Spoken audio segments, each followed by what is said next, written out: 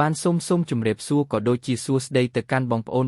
ទាំងអស់គ្នាស្វាគមន៍នៅជាថ្មីមកកាន់ Channel របស់លោកគ្រូថ្ងៃទី8 ខែ 3 ឆ្នាំ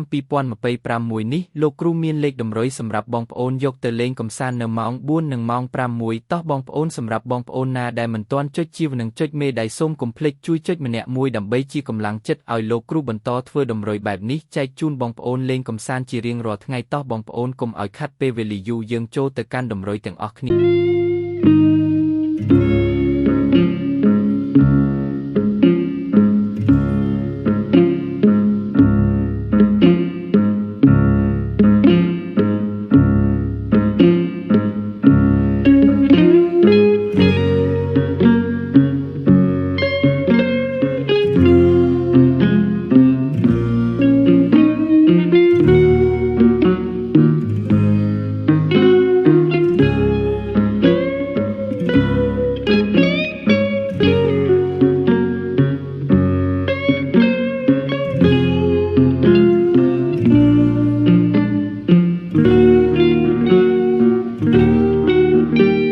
ហើយនេះគឺជាតម្រុយដែលលោកគ្រូបានត្រៀមទុកសម្រាប់បងប្អូនលេងកម្សាន្តចុងក្រោយនេះលោកគ្រូក៏មានតែពីជូនឲ្យបងប្អូនទាំងអស់គ្នាសំណាងល្អក្នុងការផ្សងសំណាងនិងរកទទួលទានមានបានគ្រប់គ្នាសូមជម្រាបលា